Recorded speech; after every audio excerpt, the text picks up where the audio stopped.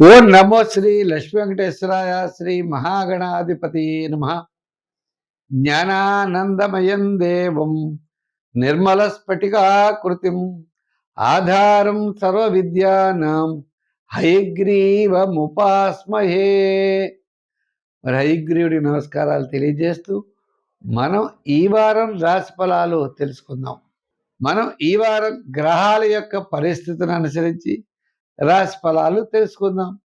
మరి కర్కాటక రాశిలో గురుడు, సింహరాశిలో కేతువు, వృశ్చిక రాశిలో రవి, బుధుడు, కుజుడు, చంద్రుడు ధనస్సు, మకర, కుంభరాశిలో చంద్రుడు, అదేవిధంగా మరి కుంభరాశిలో రాహు, మీనరాశిలో శని. ఈ గ్రహాల యొక్క పరిస్థితిని అనుసరించి ద్వాదశ రాశులకి ఏ విధంగా ఉంటుంది, ఏ విధమైనటువంటి సులభమైన పరిహారముల ద్వారా మనం తెలుసుకుని ఆచరిస్తే సత్ఫలితాలు మనం పొందగలమో అటువంటి విధానంలో మన యొక్క గోచార ఫలాలు తెలుసుకుందాం. వృశ్చిక రాశి.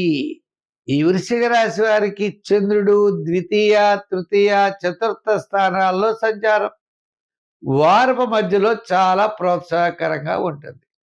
వార ప్రారంభం సామాన్యంగా, వారాంతం వివాదాలకి దూరంగా ఉండాలి.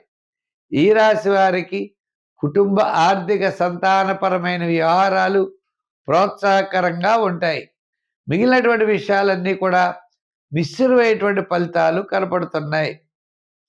అంటే రాశిలోనే రవి, కుజ, బుధుడు అనే 3 గ్రహాలు ఉండడం ద్వారా ఈ 3 గ్రహాల యొక్క ఫలితాలు కూడా మీకు చూసినట్లయితే మిశ్రమైనటువంటి ఫలితాలు కనపడుతున్నాయి.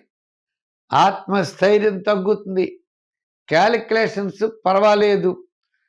అంటే కొన్ని విషయాలు మాత్రం మీ యొక్క ఆలోచనలు సరిగా లేకపోతే ఇతరుల యొక్క ఆలోచనలు తీసుకుని ముందుకు నడవలసినటువంటి పరిస్థితులు ఉన్నాయి. క్యాలిక్యులేషన్స్ ఏవైతే ఉంటాయో ఆ క్యాలిక్యులేషన్స్ మళ్ళా ఇంకొకసారి చూసుకుని ముందుకు వెళ్ళాలి. పూర్వంలా కొన్ని పనులు చేయడానికి అవకాశాలు లేవు. గ్రహముల యొక్క బలం సామాన్యంగా ఉండడం ద్వారా నిదానంగా వ్యవహరిస్తేనే విజయం సాధించగలరు.